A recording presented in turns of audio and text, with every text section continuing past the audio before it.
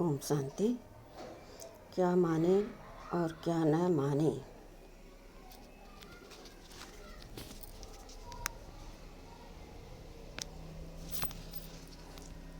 अपने पूर्वजों की शौर्य गाथाओं में हम भारतवासियों की विशेष रुचि है। एवं किसी भी जाति या प्रदेश के लोग अपने पूर्वजों का आदरपूर्वक स्मरण कर उनके चरित्र से आत्मोन्नति के लिए प्रेरणा प्राप्त करने के अभ्यस्त होते हैं।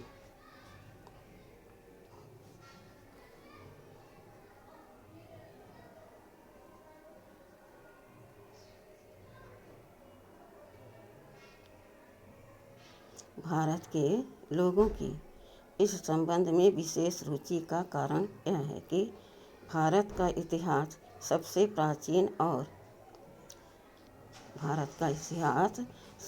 प्राचीन है और भारतीय पूर्वजों के यशस्वी जीवन तथा उनकी कीर्ति के अद्भुत वर्णन भी प्राचीन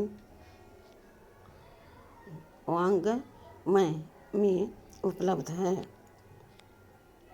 उदाहरण के लिए श्री लक्ष्मी और श्री नारायण अथवा श्री विष्णु के वैभव का वर्णन मानवता के समस्त प्राचीन साहित्य में अनुपम, अपूर्व और अद्वितीय है।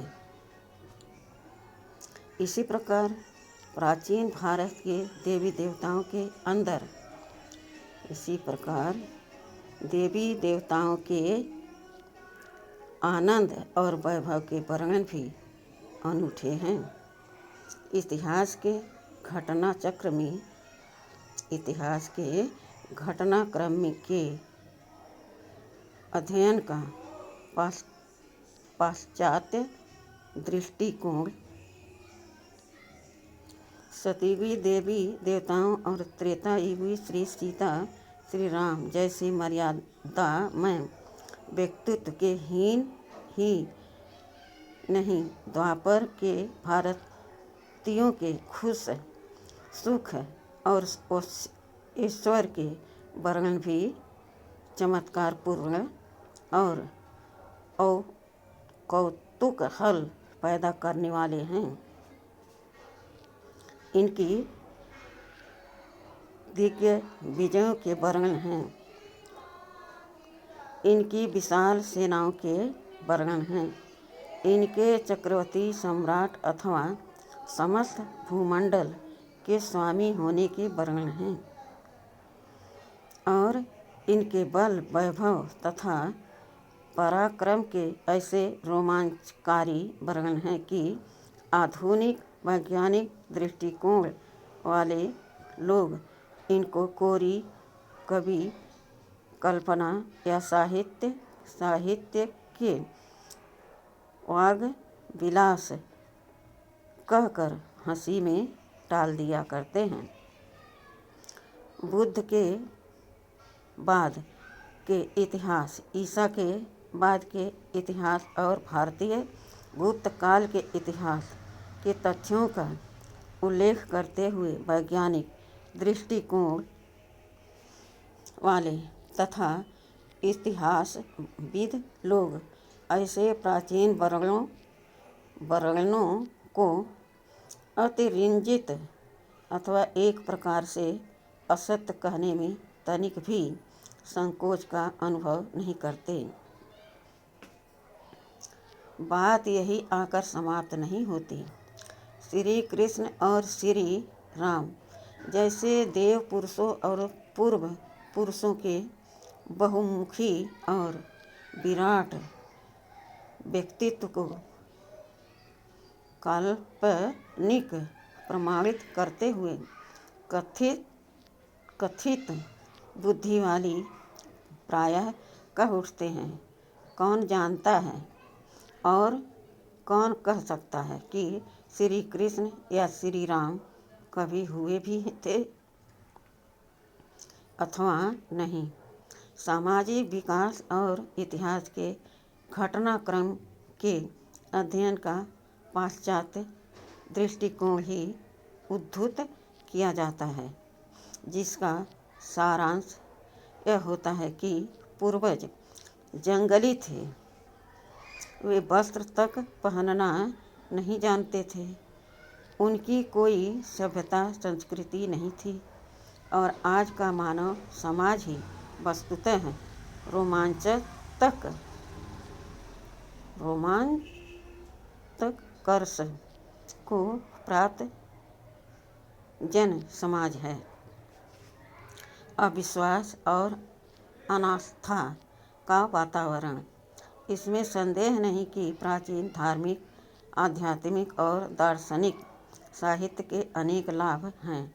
उदाहरण के लिए उनसे हमें अपने पूर्वज देवी देवताओं के संबंध में पता चलता है, उनके उज्ज्वल चरित्र और यशस्वी था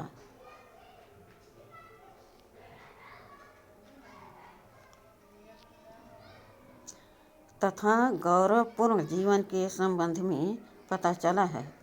इतिहास युग के पहले के मानव जीवन की झांकी मिलती है और सर्वोपरि हमारे हृदय में सृष्टि चक्र के शाश्वत स्वरूप तथा श्रेष्ठता के प्रति आस्था जगती है।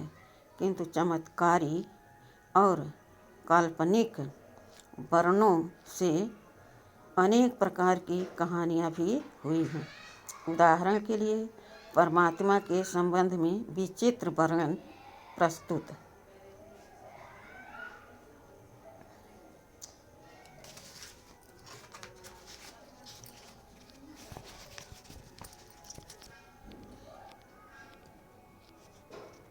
करते हुए यह दार्शनिक साहित्य ईश्वर को सर्वव्यापी घोषित करने लगता है और इस प्रकार परमात्मा को परिचय शून्य बना देता है, जो कि नास्तिकता का ही दूसरा स्वरूप है। इसी प्रकार श्री कृष्ण, श्री राम तथा देवी देवताओं की बहुत बड़ा चढ़ाकर महिमा गाना भी उनके वास्तविक स्वरूपों के संबंध में लोगों को आस्थाहीन और विश्वासहीन बना देता है। निश्चय बुद्धि और संशय बुद्धि। हम प्रायः लोगों को कहते सुनते हैं कि क्या माने और क्या न माने। इतने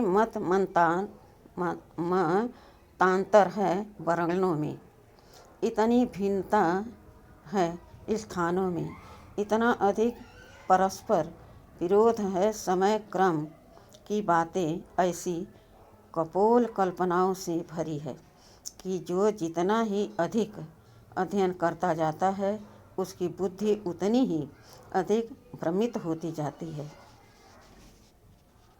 अधिक पढ़े लिखे व्यक्ति की स्थिति बहुत कुछ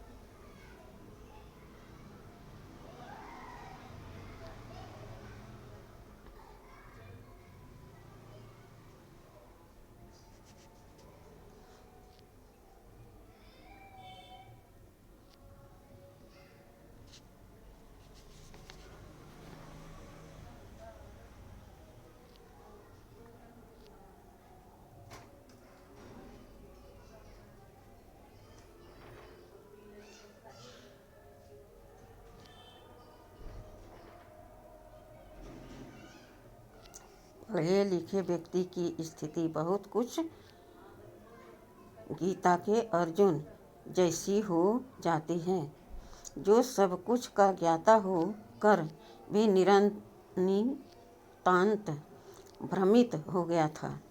इस प्रकार से समस्त विभ्रमों का समाधान एक सुदृढ़ या सच्चे मार्गदर्शन से ही संभव है। ऐसे ही प्रसंग में भगवान ने गीता में अर्जुन से ये वचन कहे हैं, हे कुरुनंदन, कल्याण मार्ग में निश्चयात्मक बुद्धि एक ही है।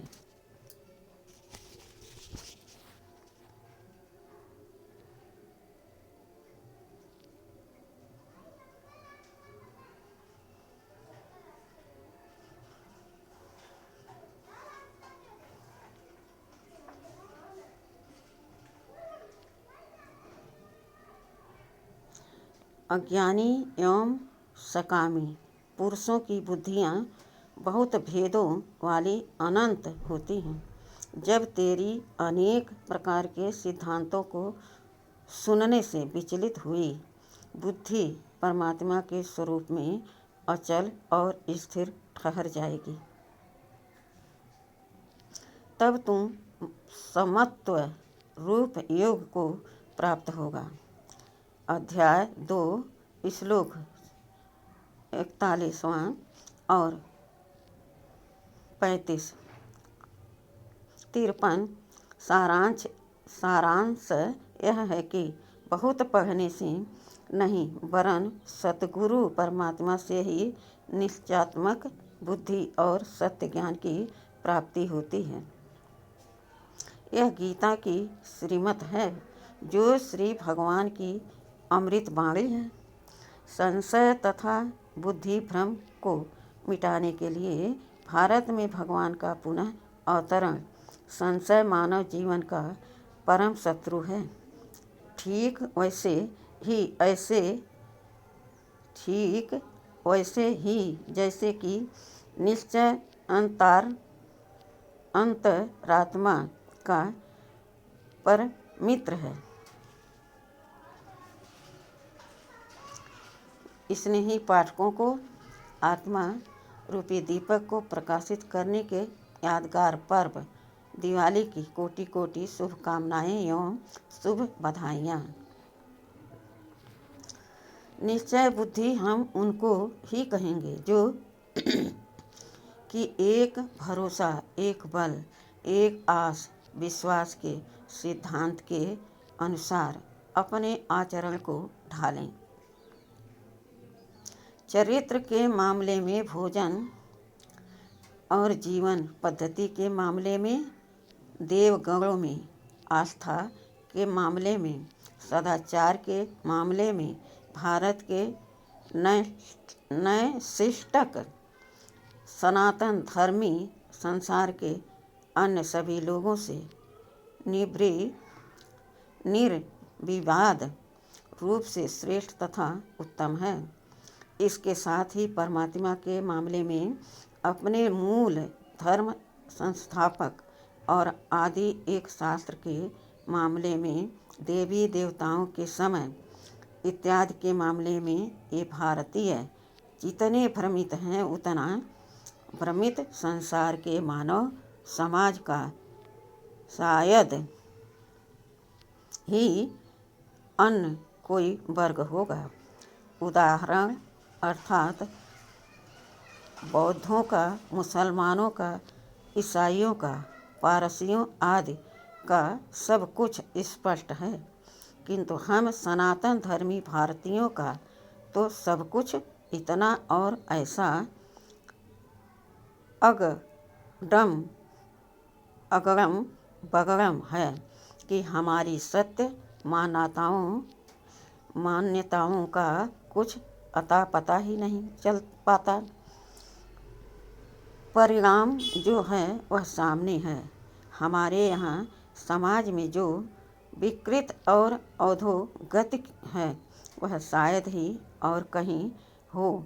हम जितने ही प्राचीन हैं उतने ही अधिक जड़ीभूत हैं। संशय, मतवाद तथा बुद्धि भेद हमारे यहाँ चरम सीमा पर है। इसलिए समस्त संशय तथा बुद्धि भ्रम को मिटाने के लिए भारत में भगवान का अब पुनः दिव्य अलौकिक अवतरण हुआ है, जो कि प्राचीन साहित्य में गाया हुआ एक मूल सत्य है।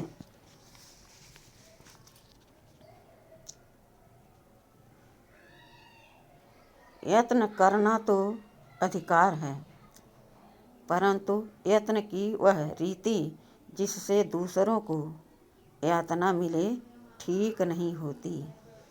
अच्छा, ओम शांति।